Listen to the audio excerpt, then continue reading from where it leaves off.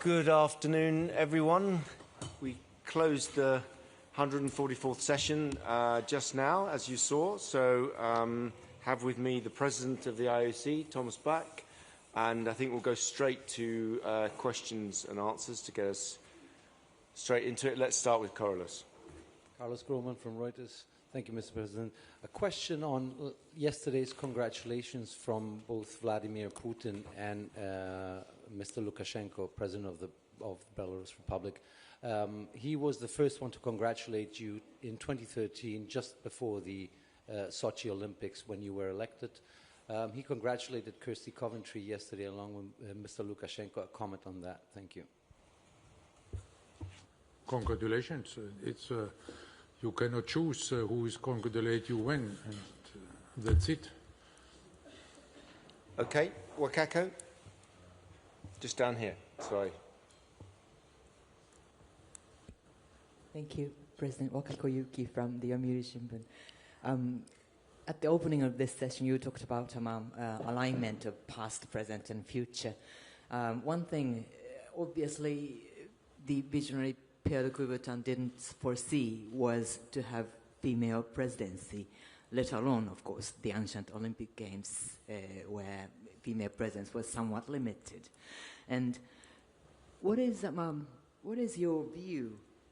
Why these kind of diversity was necessary or good thing for the Olympic movement? You came in as a president with a manifesto saying unity in diversity. And is this the culmination of your reform of the Olympic future?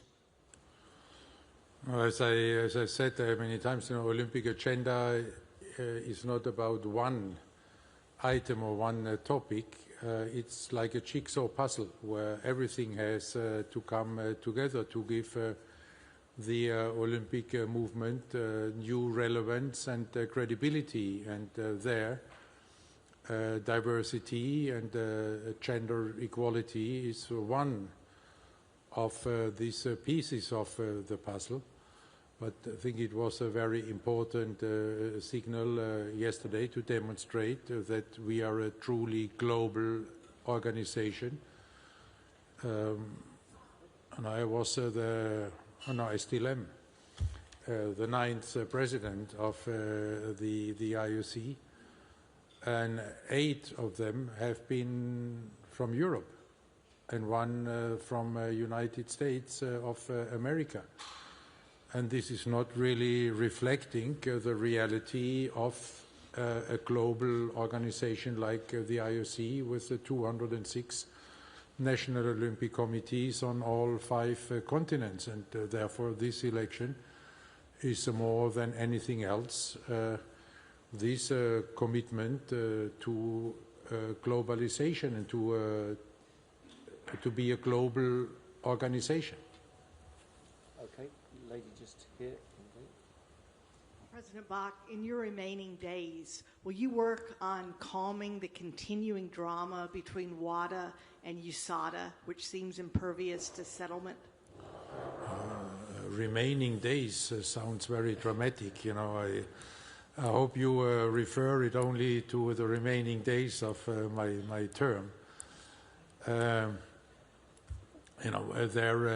This is an issue between WADA and United States, and we are informed there about contacts which have been established there also through and with USOPC, and I hope and I guess that these contacts and that will finally contribute to find a solution and to calm down this heated debate. Okay, we're going to have 2 here, this gentleman and the gentleman there, then we'll come over to this side.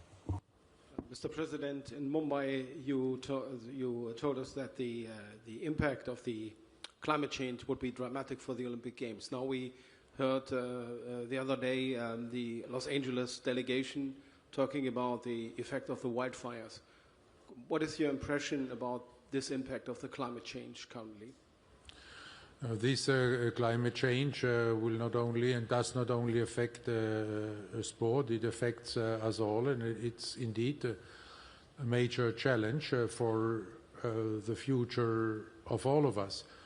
We have in sport already a couple of years ago, I think it's now 4 or 5 years ago, also given our two future host commissions the task not only to deal with the candidates or the interested parties for organizing the games, but also to study the impact of climate change on sport and on the Olympic Games. And there are, I think, two very different aspects. The one is summer, the other one is winter.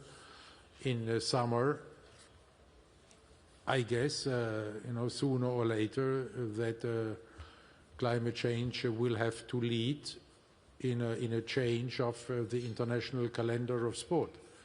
This is not only about the games, and we have seen at the World Athletic Championships in Qatar, the marathon, what it can do and what risk it can pose to athletes. One of the reasons why then the IOC moved it from Tokyo to Sapporo. But it cannot be limited or restricted to this.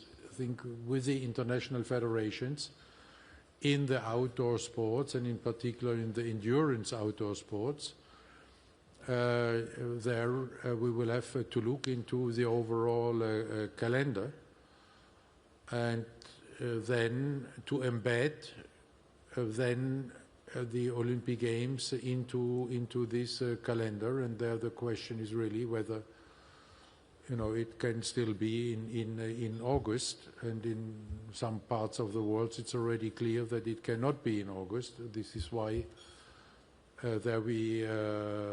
my successors, will have to find timely solutions. In winter, it's different. There, it's less about the health. There, it's about the sport as such.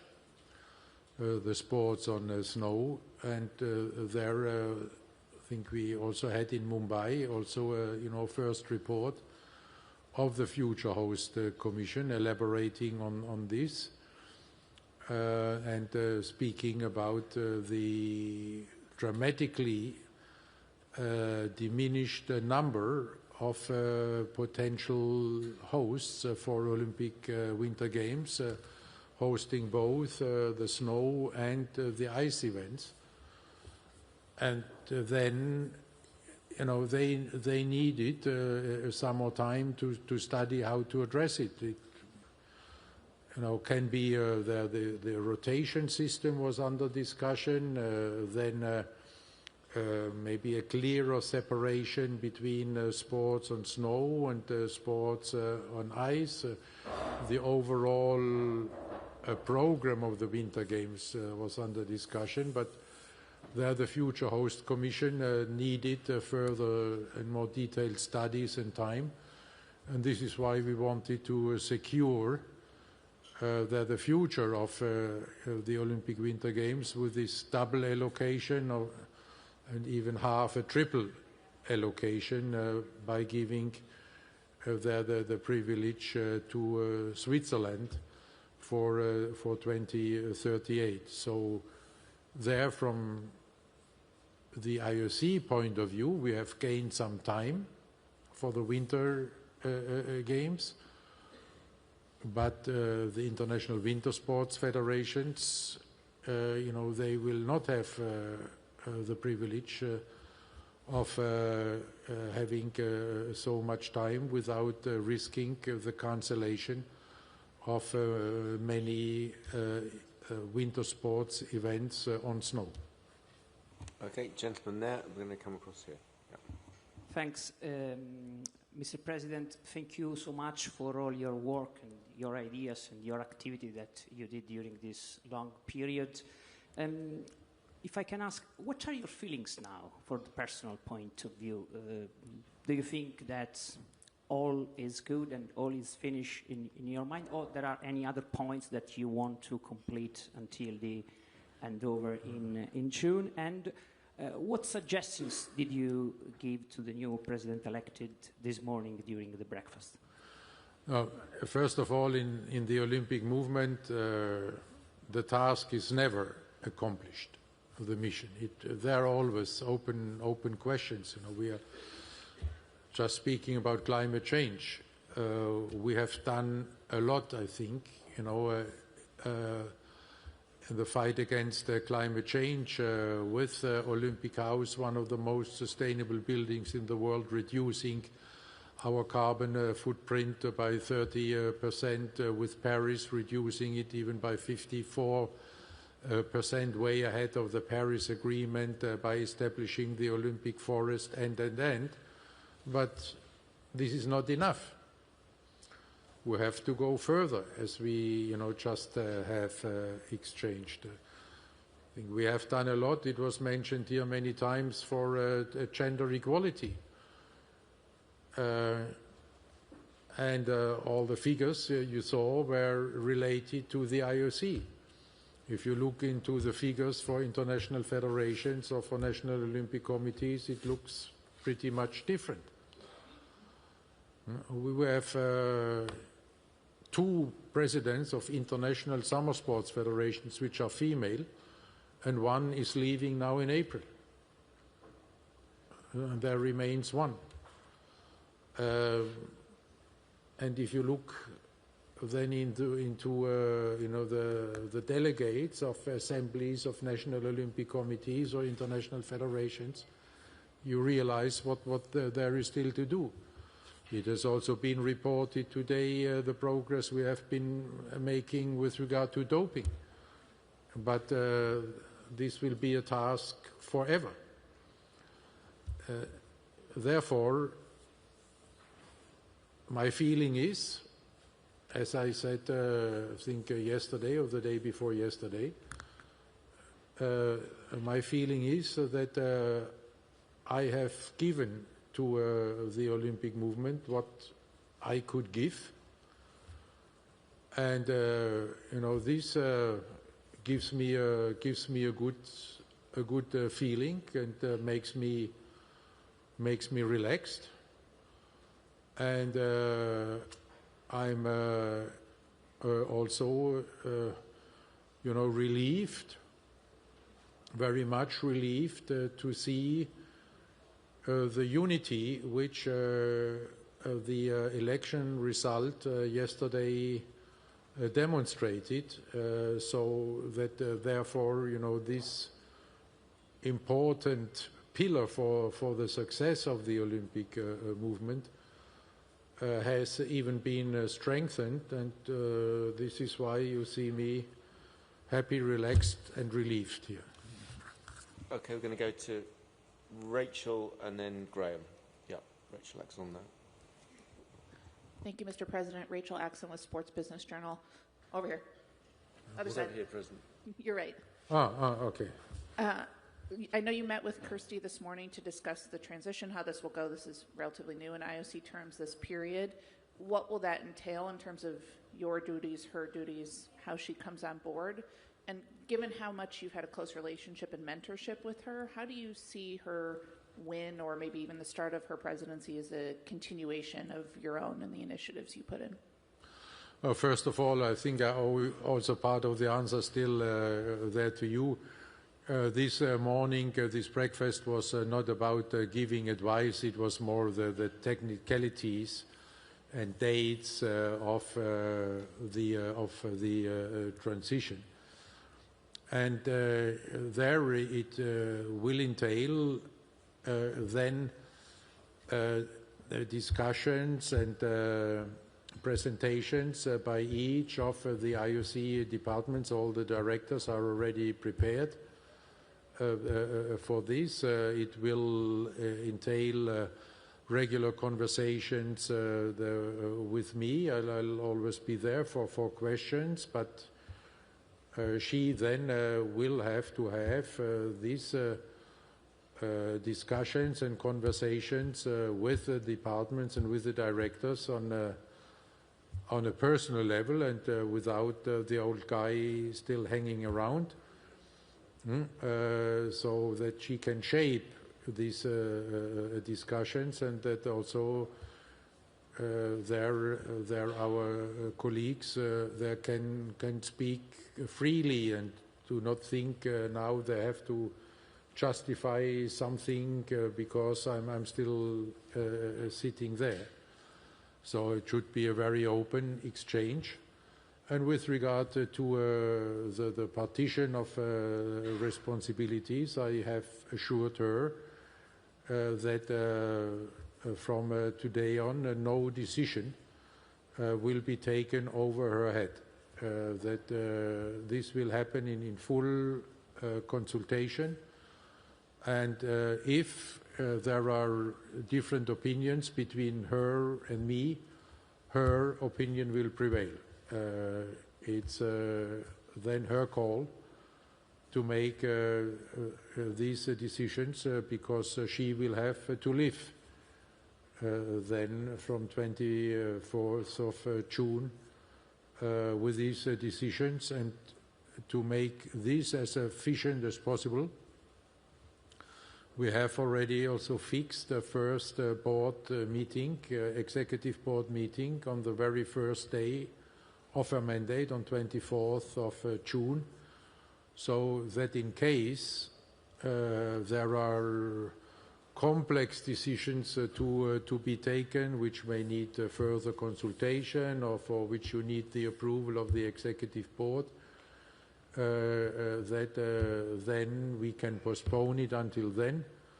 And we have interim already another executive board on the 9th of April. So if by then there would be decisions which would need a decision, that we could take there on the 9th of April, and this will be a remote meeting. But we agreed this morning that she would be present in person to lead with me together then this executive board meeting on 9th of April, following the same agreement I've just been mentioning. Yeah, Graham Dunbar from AP just here. Yeah, and then we'll go to Shin, and we'll come back over to this side.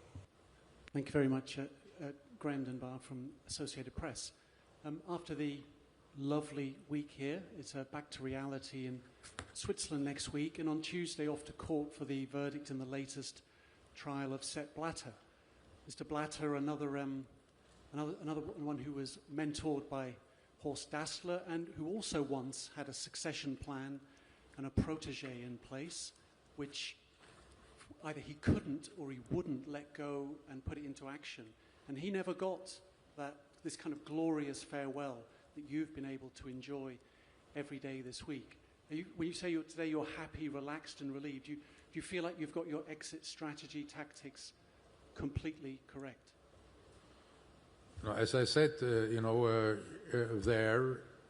this election as a demonstration of the IOC as a global organization with the highest good governance standards. I would not like this to compare to a situation I don't know how many years ago in another world sports organization whose name just escaped to me.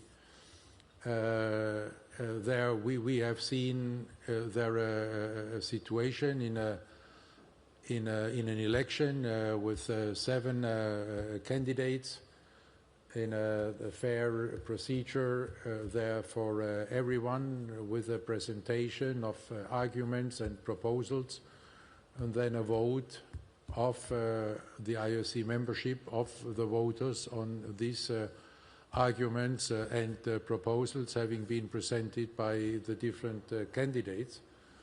And the result is a demonstration of a good governance and a demonstration of the IOC as a truly global organization. Yeah. Shin. And this is fitting very well and aligned with what we want to achieve with Olympic agenda. Yes, Kyoto. Thank you very much. Shinsuke Kobayashi from Kyoto News. Apart from the transition, what are your plans for the next 3 months? Will you be working hard in full throttle as you used to do, or you will be winding down, or you'll be traveling around, or let us know if there is what's in the pipeline. Work, transition, and some travels there to which I had agreed before. So it will be a mixture of everything, but I cannot really see the winding down.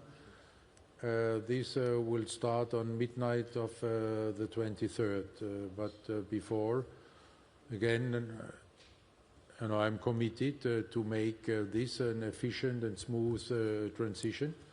This will require some work. We will also have to see, and that's what we discussed there this morning with the president-elect, whether there we will visit one or the other event together, or whether she would already go alone, what would make sense. And this will be then a topic when we will meet for the first time in the very near future in Lausanne to work then on more details of the agenda. Okay, going to take 2-3 more questions. Lady at the back there, gentleman here, and Rachel has been waiting for a long time. So, yeah. I'm standing up because I'm in the last row. Mr. President, it seems like that you have set a pattern that the IOC President is an Olympic champion, and now we have another Olympic champion as your successor. Do you think it's going to be a must in the future, first of all? And second of all is that we know your schedule until the 23rd, so how is your agenda looking like from the 24th? And will you be accessible for advice if the new president actually wishes so? Thank you. Let me start with the second question. From the 24th, I will not be accountable for my agenda anymore. I can even wake up, hopefully, in the morning and decide on a short term what I want to do or not to do, and do not have to justify it that I changed my mind. So let's see what's going to happen. I guess on the 24th it will be sleeping, and then we will see further. With regard to the first question, I don't know, whether it will be a must. I can only say what my experience was, that being an Olympic champion helped me tremendously. When there you meet political leaders, business leaders, other NGO leaders, they look at you with different eyes.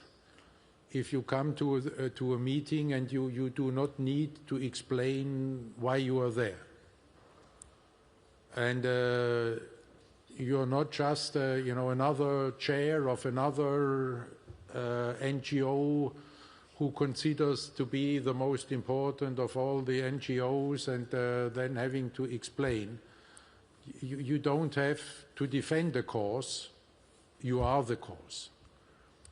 And this helps, and most of these people then are more curious about you than you may be curious about them, because you have their CV in the preparation of the meeting. But most of them have questions then about your sporting career and how did you manage and so on. But you never need to justify why you're sitting there as a president of the IOC. And this advantage, I'm sure, also the President-elect Kirsty Coventry will enjoy and will benefit from. Okay, our Kenyan colleague just down here. Thank you. Elias Makori from Kenya. Mr. President, during your leadership, I'm right here. Sorry, I'm right here. During your leadership, Africa, got the opportunity to host the Youth Olympics next year. Now we have an African IOC president. Do you see the Olympic Games coming to Africa sooner rather than later? Maybe 2036, 2040? And what will you tell, African leaders now that Kirsty is in charge? Because in Africa, when one of you is elected, expectations are high. When you elect a president, we expect highways to our villages if you come from the same village. I know she'll be under a lot of pressure in Africa. What will your advice be to both her and the African people? Thank you.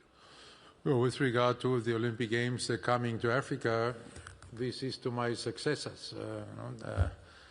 There I have a very good excuse now not to comment on this. We know that there is interest, but first of all, it's up to Africa.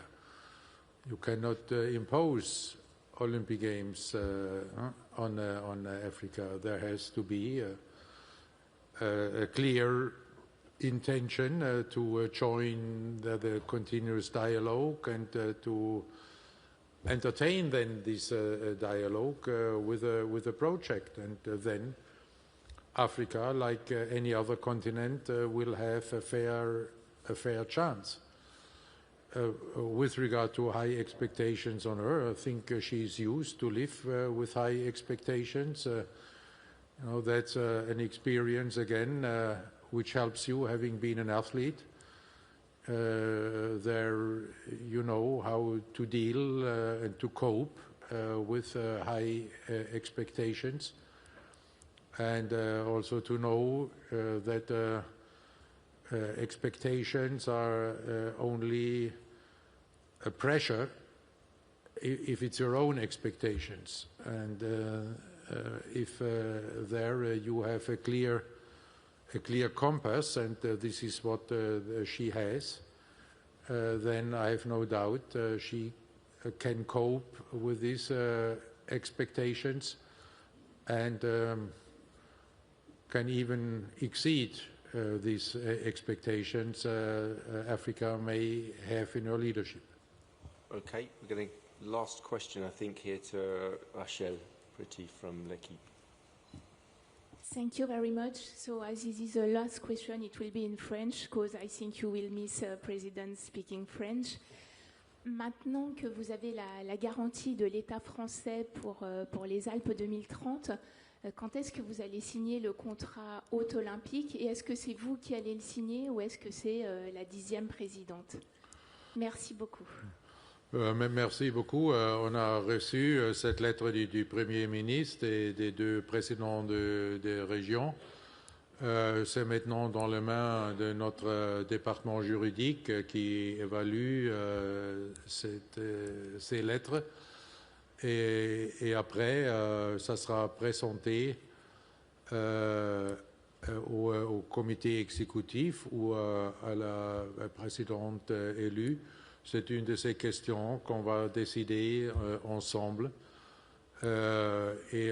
Si on est dans la situation de signer, là, elle ne peut pas encore signer. Moi, je le signerai avec son accord. Actually, I see Brian, so I can't resist the last final question from Brian Pinelli. Yeah, just there. President Bach, appreciate that you've just told us that you look forward to sleeping in on the morning of June 24th. But summer is bustling right ahead after that. Can you share? Do you have any interest, or is there any sport, pastime, or hobby that you're looking forward to potentially diving into that you haven't had the time to do over these past 12 years? First of all, I will attend the Champions League final in Munich on 31st of May and hope that Bayern wins finally at home. And then for other, come on, you with the Blancos from Real Madrid, you will not even make it to the final.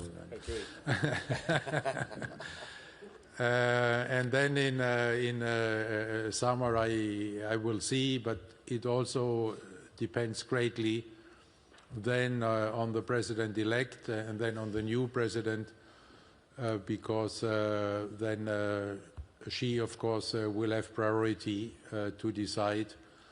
And I think it would not be fair, at the very beginning of her mandate, again, if the old guy, would there hang around, and then she should decide where she wants to go and how we are dealing with it. But my interest in sport, and this is what I'm looking forward then to enjoy, sitting there, enjoying sport, enjoying the athletes. I hope that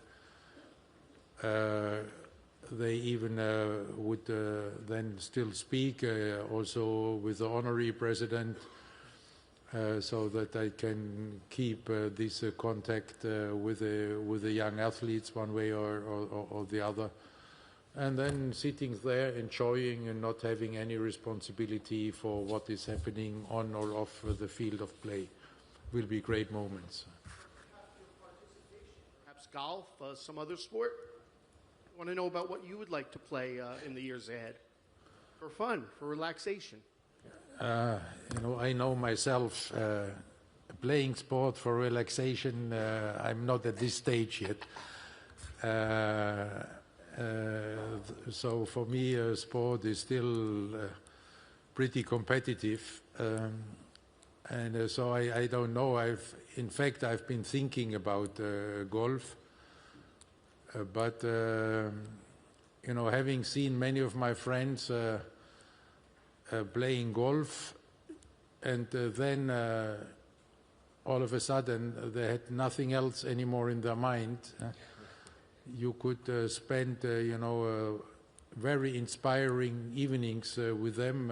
You would ask, how was it at the 9th hole? And then you would not need to speak the whole evening anymore. And whether I have a talent for golf, I also do not know. So let's see. So far now, it's more a little bit about endurance and running around in the mountains and doing something against the weight and enjoying nature. Thank you very much. Thank you very much, President. I think I speak on behalf of everyone to say thank you very much for always making yourself available, even to difficult questions. So thank you very much, and enjoy your rest of your time here. Thank you.